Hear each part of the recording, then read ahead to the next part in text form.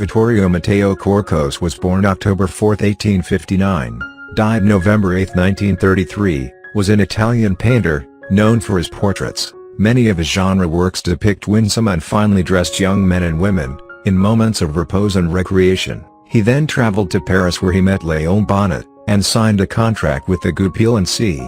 He was able to supplement his income as a portrait painter with illustrations for magazines. He frequented the circles of Giuseppe De Nittis. Between 1881 and 1886, he frequently exhibited at the Salon.